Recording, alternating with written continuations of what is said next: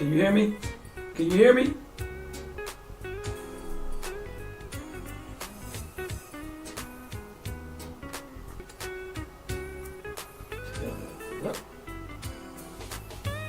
Hey, here we go, here we go.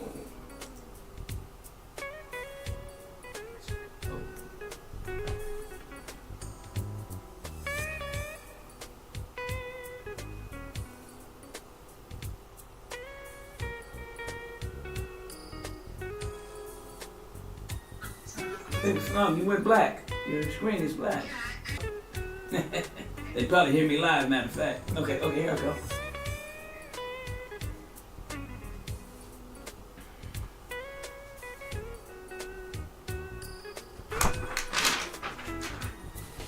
All right, y'all.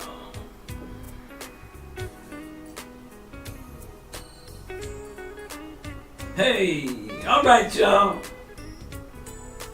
Got a dynamite guest coming up right about now. Uh-oh, I hear my microphone is staticky. Here we go. We got my guest coming up right now, and she's in a hurry, so I'm going to bring her on right now. Being the fact that she's in a hurry, I'm going to skip past all of my openings and all of that there good stuff, because she has places to go and places to be, and I don't want to be responsible for holding her up. And the dynamite gets here with us today. Sister Naima, can you hear me? Uh-oh. Can you hear me? She can't hear me. I hear you. Oh, you going in and out for some reason.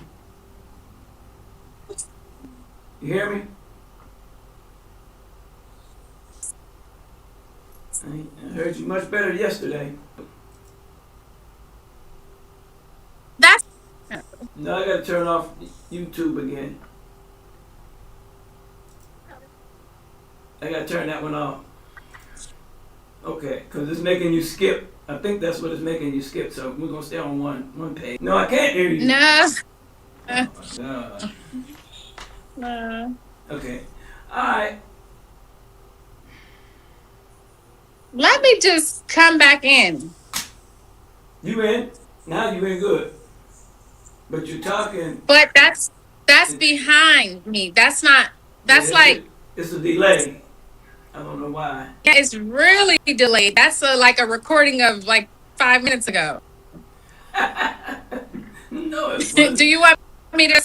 You want me to just go out and come back in? Yeah, you might have to. Try it. That might. Try it. Use the same password. I got you still on. Oh boy, we got bad connection.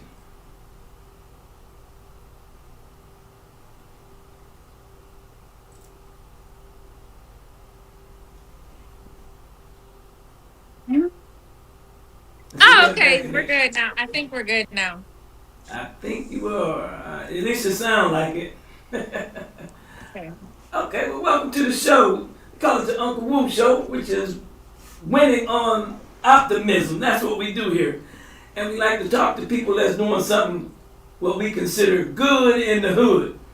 We want to talk to you today because, hey, well, I ain't gonna do too much on you. I'll let you do the talking first. Can you? Because I know you're in a hurry, so I want to try to get you in and get you out of here. Can you introduce yourself and share a little bit about who you are and your foundation? Okay. Okay. Hello, everyone. My name is Ebony Naima Kastafany, and I'm an artist, and um, I started the Dean Arts program, or Dean Arts Academy, to nurture spiritual wellness through creative expression. I have gravitated towards the arts since a very young age, and I try to find ways to fit it into everything that I do. So I thought, why not try to fit it into the Islamic community, since I am also a Muslim? Hey, And yeah. hey, that's powerful. You know, and A lot of folks don't know how important culture really is in our community. So I like to commend you for Mhm. that. Um, can you tell us a little bit about your journey into the arts first? Okay, journey into the art. I would say my journey started at a very young age. I had lost my mom at a really early age of 4 years old, and I think that was very devastating for me. And different kind of in inner turmoil, and I've different kind of in inner turmoil, and I found relief in that through God and through, and so I even got into writing. Um, a lot of different ways I found to have a positive way to release what I was dealing with, and I wanted to incorporate that in what I do with whoever I'm working with. So not even just the youth, but elders, teens, everyone that I work with. I find a way to make it creative and expressive. Excellent, Yeah. excellent, excellent. Yes, you have to just use your delay because it'll pick up later on, but we'll still be there. But what role? Okay, so they might not have someone to talk to, or they might feel like they can't talk to someone. Not being able to express that, it can really turn into a much bigger issue, depression and anxiety and whatever.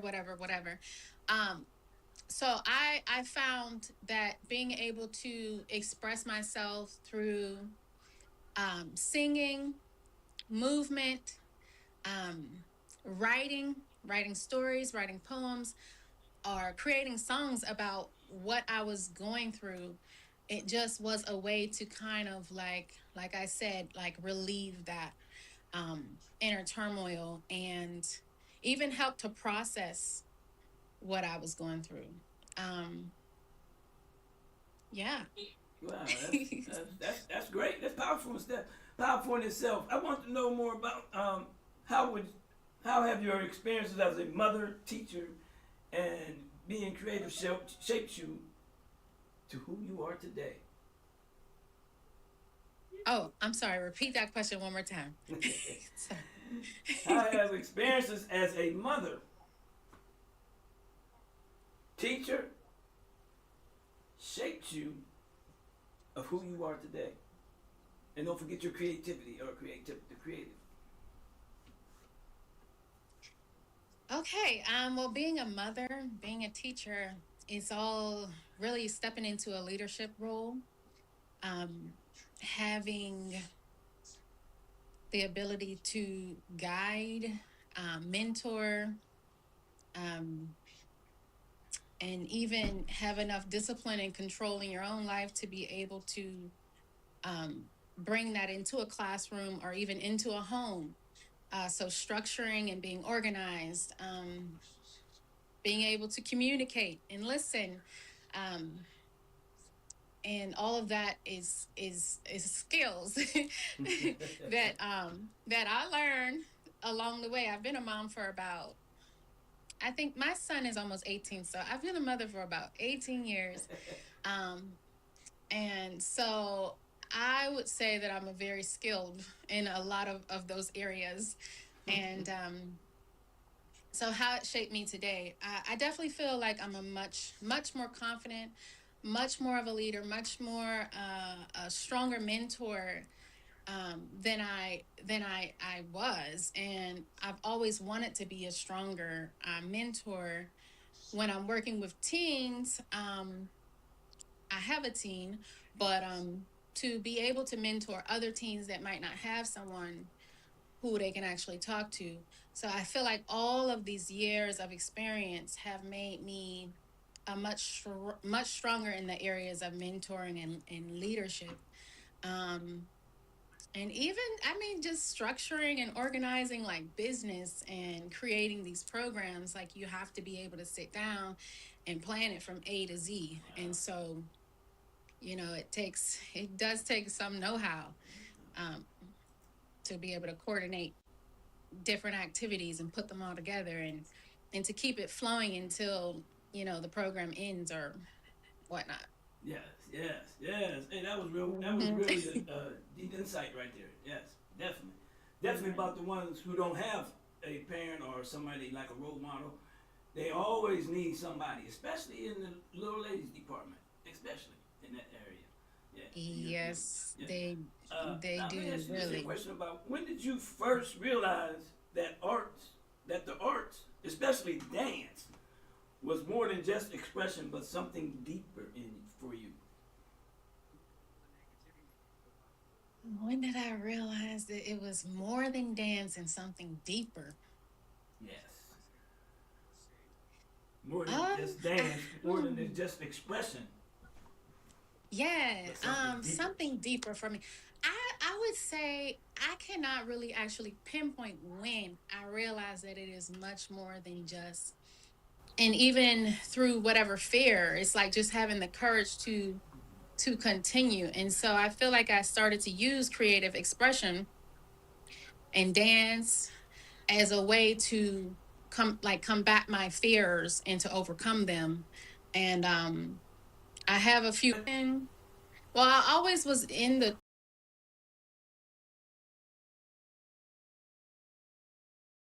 I feel like people didn't really realize how. I don't know, because I feel like people didn't really realize how serious I felt about religion. And but I would always say to myself, like, why? Like, I would go to church and I would say, why aren't people practice years? And I was just wondering, why aren't pamphlets? I started to study those pamphlets, and I just saw his daughters there, and I thought they were so beautiful because they didn't look like everybody else in the world. They were modest dressed, and I thought that that was unique and beautiful because I didn't know anything about Muslims at the time. Right. And then another sister invited me to come to the mosque, and then I saw how they were praying, and that attracted me to the deen. I wanted to know more about it. What is Islam? Like, this looks so beautiful to me, and that's how I got into the Islamic um, faith. Yeah. Yeah. So what year was you? How old were you then? About you say your age. How old were you as you was on this journey? Oh, I think I might have been like 20, 21, 22 when I Wow. became Muslim, because my Yeah. son, I know he was about 2 years old. I think Okay. I was about 22. Wow. Yeah. Okay. Okay. Yep. So what are some of the biggest internal or even external shifts you experienced? Well, it started to feel like a bunch of no's. Like, no, like, no, Yeah. you Yeah. can't do this. No, you can't do. I started to feel like, what can I do? That's right. That's right. So that was a big change, because I was attracted to the beauty of the praying, the beauty of the covering, the beauty of doing good deeds for others, and just wishing each other peace. I was attracted to those things, and I didn't realize it was like so many other things that people will tell you when you got like, I was having a hard time because I think I tried to do everything I was hearing Yeah. at once. Yeah. And Yeah. so I Yeah. found myself in the summertime wearing two shirts, one long sleeve, one short sleeve, wearing wearing a winter character. And that, you don't have to try to, jump straight into doing all of those things. Like, it takes time, Takes and it's time. about, I guess, and I think that somebody said, like, your love for Islam will make, like, some of the changes easier. Like, I Yeah. was kind Yeah. of extreme, Right. but Right. you will, I can't remember how they put it, but I just realized I feel that, you. I feel you. It will. They do make it easier. Yes. This puts yes, it and put more ease as you grow in faith. the intentions were the most important. There you So go. once I realized, really, it's about our intentions and our comes to class, it's like she kind of wants to play around, Oh but she yeah. still want to dance. So she's not like taking it serious, Yeah. Yeah. Yeah. but Yeah. she Yeah. still wants to do it. It's just kind of like she likes to play. She likes to come and play in class. versus really like learn and take. Yeah, she got a whole bunch of energy, she do. She do. Whole bunch of energy, alhamdulillah. And at least you got her in the right environment. I commend you for that. You know what I mean? Most mothers be doing something one thing and their child be doing something else. At least you got her in the same environment, which is a good plus. We commend you for that. Hmm. You know, yes. And you bring them to masjid. You bring them to the masjid all the time. That's a big. Yeah. It's something that needs to be talked about, and we have to put it on the table about more youth being involved, having more. I don't know, man. It's something on a different scale. We'll have this discussion another time. Yeah, that's definitely a hot topic for Yeah, me. yes, it definitely is. Because Definitely. I create the programs, you know, so I expect it didn't happen. And then I lost some people. I had some guys interested in marriage with me, and they did not like the fact that I was teaching girls to dance, and so that it was like a deal breaker for people. Hey. And I think later on, I started to meet Muslims in other countries, and these people are Muslim. They you know, they pray, they do everything Muslims do, but they still do. And that ain't what it called for. You know, just like you're talking about the dance Yeah. culture. We come up in this culture right here where dance was part of that. Imam W. Muhammad gave us the concept of the four birds and the as Ibrahim was talking about, as Allah told him, put the birds on the four corners, and he equated that to us as a community of people. We should be focused on political, economics, educational, and culture. We should be putting that in our four, as them four birds. We should be bringing them together, calling those things into one, and that's what we still do. I'm so glad. I got to check the date. They got a conference coming up soon on that, where they actually do a lot of culture. You should try